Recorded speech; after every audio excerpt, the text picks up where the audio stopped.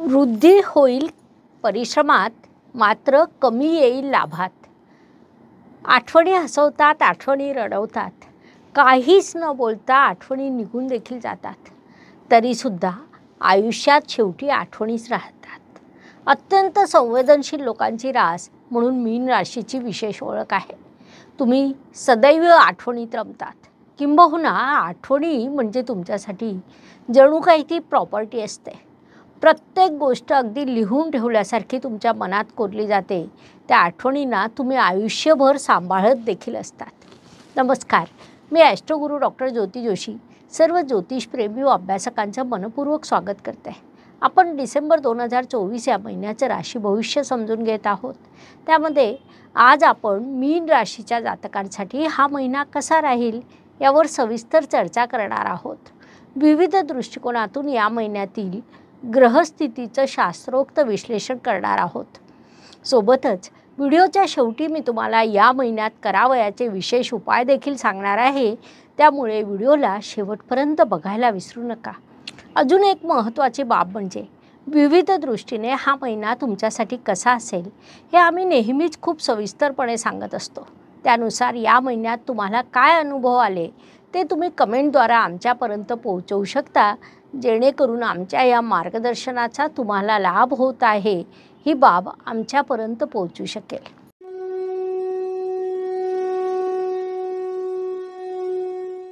व्यक्तिमत्वाच्या दृष्टीने जेव्हा आपण विचार करतो तेव्हा राशी स्वामी, राशीत आलेला ग्रह, राशीवर दृष्टी टाकणारे ग्रह या सर्वांचा एकत्रित प्रभाव होत असतो.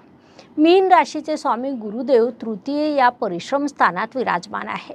तुमच्या राशीत राहू ग्रह आलेला आहे. या दोघांचा एकमेकांशी लाभयोग देखील घडून येत आहे.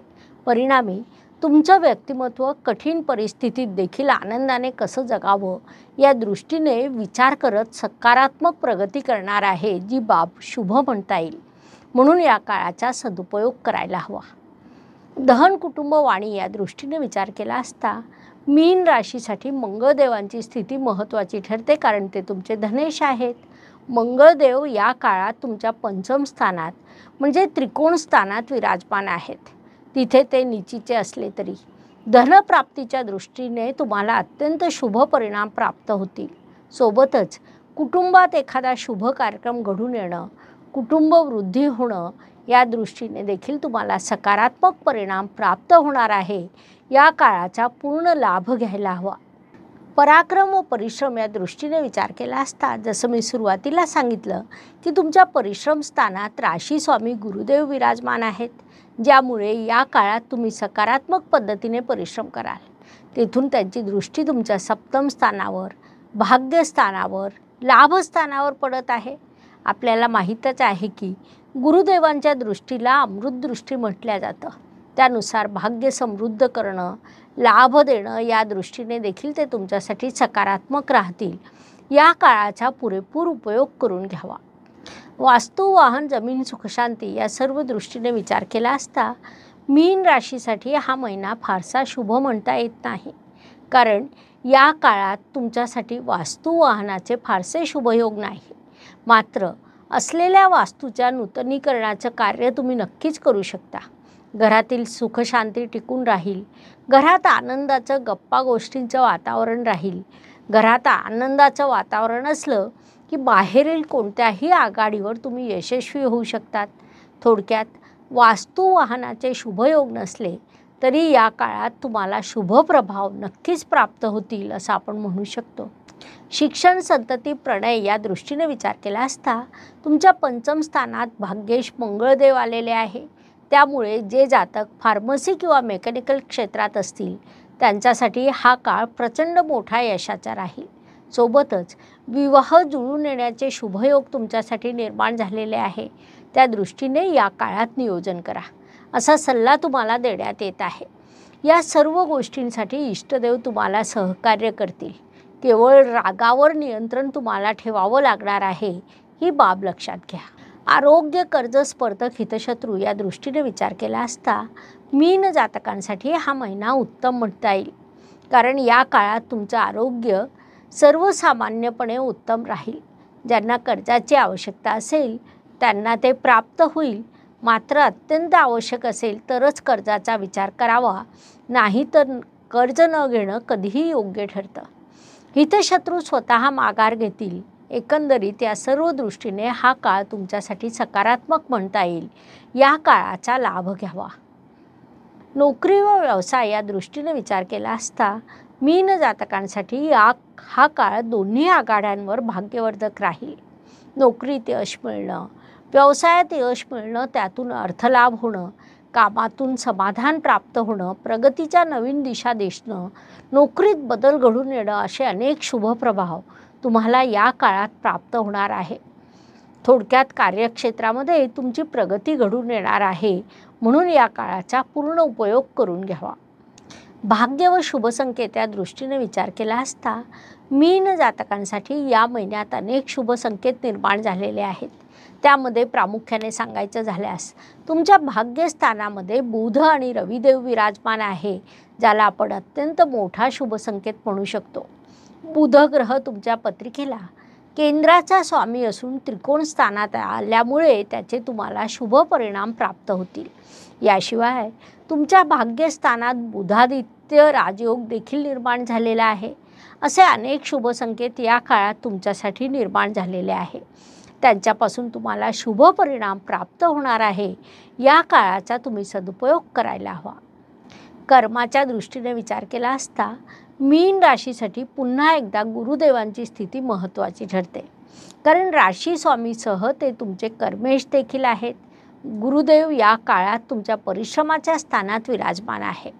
म्हणजे तुम्ही परिश्रमपूर्वक कर्म कराल. परिश्रमाचा एक मूलभूत सिद्धांत आहे की केलेले परिश्रम हे कधीही वाया जात नाही. आज नाही तर उद्या परिश्रमाच्या झाडाला फळं अवश्य लागतात. त्यामुळे ही फळं तुम्हाला नक्कीच प्राप्त होतील. तुम्ही योग्य ते परिश्रम कराल आणि त्यातून योग्य तो लाभ प्राप्त होईल. लाभाच्या दृष्टीने विचार केला असता मीन राशीसाठी शनिदेवांची स्थिती महत्त्वाची ठरते. कारण ते तुमचे लाभेश आहेत. शनिदेव या काळात तुमच्या व्ययस्थानात विराजमान आहे. ते या काळात तुम्हाला अनेक प्रकारचे प्रवास करायला लावतील. त्यातून तुमच्यासाठी अनेक अनपेक्षित खर्च उभे राहतील. त्याच्या अर्थातच तुम्हाला मानसिक तणाव देखील जाणवेल. परंतु मीन जातक हे कधीही कर्तव्यापासून मागे फिरत नाही. 7.5चा हा पहिला टप्पा तुम्हाला अनेक गोष्टीत अनेक कर्तव्य शिकवतो. होतं काय की तुमचे लाभेश हेच तुमचे व्ययेश देखील आहे. त्यामुळे 7.5 सुरू झाली म्हणजे तुमचा लाभेश देखील व्ययस्थानात जातो. त्याचा दुष्प्रभाव कुठेतरी तुमच्यावर विशेषतः घडून येतो. लाभात उणीव निर्माण होते. परिश्रम केल्यानंतर त्या तुलनेत नफा कमी मिळतो. ही बाब प्रामुख्याने लक्षात घ्या. व्यय व परदेश गमन या दृष्टीने विचार केला असता 7.5च्या या पहिल्या टप्प्यात शनिदेव तुम्हाला सातत्याने प्रवास करायला लावतील. किंबहुना तुम्ही जेवढा जास्त प्रवास कराल तेवढा यशाच्या संधी तुम्हाला प्राप्त होतील. मागील काही काळापासून तुम्ही सातत्याने प्रवास करीत आहात. एक प्रवास संपला की तुम्हाला दुसऱ्या प्रवासाचं नियोजन करावं लागतं. असा अनुभव अनेक मीन जातकांना आत्तापर्यंत आला असेल. घर सोडून राहणं मीन जातकांना फारसं आवडत नाही. त्याचा देखील एक दुष्प्रभाव तुमच्या मनावर होतो. शिक्षणावर देखील तुमचा खर्च होणार आहे. काही खर्च कौटुंबिक जबाबदाऱ्या पूर्ण करण्यासाठी होईल. याशिवाय प्रत्येकाला काही दैनंदिन खर्च लागू असतात. ते देखील तुम्हाला करावे लागतील. म्हणून तशी मानसिकता तुम्ही आधीच तयार करून घ्या.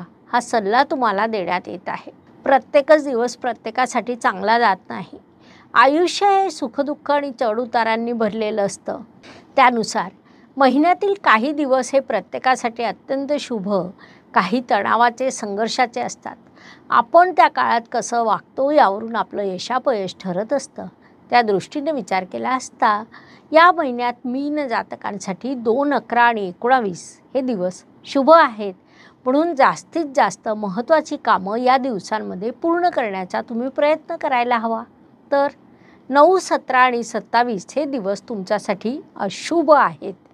त्यामुळे संघर्षाचं प्रमाण या दिवसांमध्ये वाढलेलं असेल. म्हणून या दिवसांमध्ये स्वतःच्या कुटुंबाची योग्य ती काळजी घ्या, जेणेकरून मानसिक स्वास्थ्य टिकून राहील. उपायांच्या दृष्टीने विचार केला असता ज्योतिषशास्त्रामध्ये खूप छोटे छोटे मात्र मोठा परिणाम करणारे उपाय सांगण्यात आले आहेत. अशुभ गोष्टींची अशुभता कमी करण्याचं, शुभ गोष्टींची शुभता वाढवण्याचं सामर्थ्य त्यात असतं. त्यानुसार डिसेंबर महिन्याचा विचार केला असता हा मराठी मार्गशीर्ष महिना आहे. या काळात भगवान विष्णू, देवी पार्वती, भगवान महादेव, अन्नपूर्णा देवी या सर्वांची मंत्र साधना, पवित्र नदीतील स्नान, तीर्थयात्रा, धर्माप्रमाणे आचरण अशा चांगल्या गोष्टी करायला हवे. तसेच चुकूनही कुणाची निंदा नालस्ती करू नये, चुकूनही खोटं बोलू नये. सोबतच मी तुम्हाला राशीनुसार एक लक्ष्मीचा मंत्र देत आहे. त्या मंत्राचा तुम्ही दररोज 108 वेळा किंवा किमान 11 वेळा जाप करावा. त्यानुसार मीन राशीच्या जातकांना देवी लक्ष्मीचा लक्ष्मी नारायण नमः हा मंत्र देण्यात येत आहे. या मंत्राचा जप केल्याने तुम्हाला अत्यंत शुभ परिणाम प्राप्त होतील, म्हणून हा उपाय तुम्ही नक्की करायला हवा. अशा पद्धतीने मेष ते मीन प्रत्येक राशीसाठी डिसेंबर 2024 कसा राहील, तसंच वार्षिक 2025चं राशी भविष्य आम्ही लवकरच अपलोड करीत आहोत. तुमच्या राशीचे तुम्ही पहा, मित्रांना, नातेवाईकांना त्यांच्या राशीचे शेअर करा. तसंच कमेंट बॉक्समध्ये जय ज्योतिष अवश्य लिहा. धन्यवाद. शुभम भवतु. हर हर ज्योतिष, घर घर ज्योतिष. नमस्कार. शास्त्राचा अभ्यास करण्यासाठी माझी मराठीतून 11, हिंदीतून 2 अशी पुस्तकं प्रकाशित झाली आहे. विशेष बाब म्हणजे मी स्वतः संशोधित केलेली ज्योती जोशी पद्धती अर्थात जे पद्धती या विषयावर स्वतंत्र ग्रंथ उपलब्ध आहे, त्याचा देखील लाभ घ्यावा. यूट्यूबची कार्यप्रणाली ही मुख्यतः लाईक, शेअर आणि सबस्क्राईबवर चालते. Please like, share and subscribe the channel. धन्यवाद. शुभम भवतु. जय ज्योतिष.